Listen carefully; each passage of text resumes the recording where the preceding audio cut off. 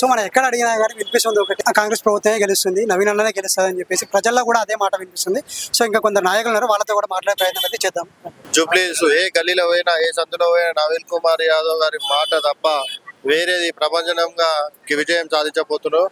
తెలంగాణ రాష్ట్రంలో అత్యధిక మెజారిటీ ఇవాళ జూబ్లీస్ నియోజకవర్గమే ఉండబోతుందని చెప్పి ఈ ప్రచారం చూస్తుంటే మాకు అర్థమవుతుంది. అన్న ఇప్పుడు నవీన్ అన్న ఎంత మెజారిటీతో గెలవచ్చు అనుకోవచ్చు? అసలు నవీన్ అన్న 50 నుంచి 70,000 మధ్య మెజారిటీతో గెలుస్తాడని మేము ఊహిస్తున్నాం. జనాలలో పోతే కూడా అదే విధంగా చెప్తుర్రు.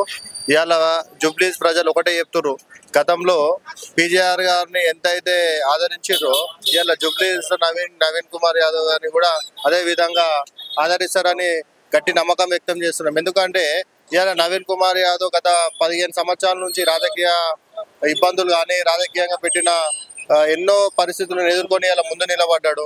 అదే విధంగా జనాలకు కూడా ఎంతో స్వచ్ఛందంగా ఏ పార్టీకి సంబంధం లేకుండా సేవాభావంతో వాళ్ళకు సహాయం చేయడం జరిగింది. అదే విధంగా చేస్తూనే ఉంటాడు. ఇప్పుడు ప్రతి ఇంటికి పోయినా వాళ్ళు ఒకటే అంటారు, ఇవాళ నవీన్ కుమార్ యాదవ్ గారి రుణం తీసుకునే రోజు మాకు వచ్చింది, 11వ తారీఖు ఓటేసి రుణం తీసుకుంటామని ప్రతి ఒక్కరు చెప్తున్నారు.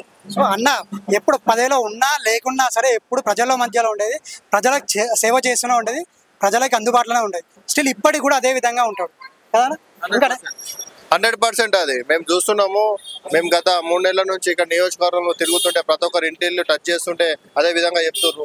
వాళ్ళు ఒకటే నినాదం చెప్తున్నారు, 11వ తారీఖు నవీన్ కుమార్ యాదవ్ గారికి చేయి గుర్తు మీద ఓటేసి మా రుణం తీసుకుంటాం ఈసారి అని చెప్పేసి ప్రతి ఒక్కరు చెప్పేసరికి మాకు కూడా గట్టి నమ్మకం వచ్చింది. అందుకే నేను కాన్ఫిడెంట్ గా చెప్తున్నా, 50,000 నుంచి 70,000 ఓట్ల మెజార్టీతో ఇవాళ నవీన్ కుమార్ యాదవ్ గారు కాంగ్రెస్ పార్టీ అభ్యర్థి ఇక్కడ భారీ మెజార్టీతో గెలవబోతుందని చెప్పి ముందే తెలియగలుగుతాం. అదే ప్రతిపక్షాలు ఇవాళ బీఆర్ఎస్ బీజేపీ గెలవడానికి పోటీ పడతలేరు.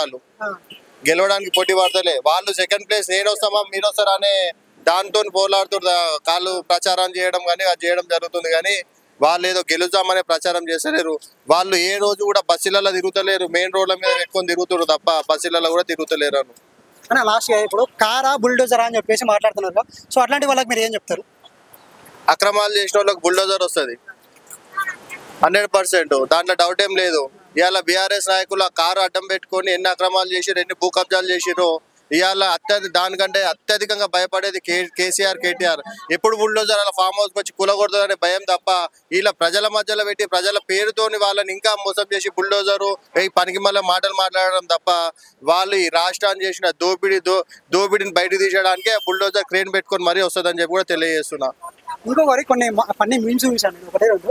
సో ఏమంటారంటే బుల్డోజర్ రోడ్ ఎక్కితే ఆ కారుకి తవ్వ ఉండదనే భయంతోనే వాళ్ళు ఈ విధంగా మాట్లాడుతూ ఉన్నారు అని చెప్పేసి కూడా అంటున్నారు. అంటే దాని గురించి 100% అదే చెప్తున్నాం కదా, అన్యాయంగా అక్రమంగా ఏదైతే మీ కారు తిప్పుతుర్రో దాన్ని కూలగొట్టడానికి ఇలా బుల్డోజర్ కూడా బయలుదేరుతుందని చెప్పి తెలియజేస్తున్నాం.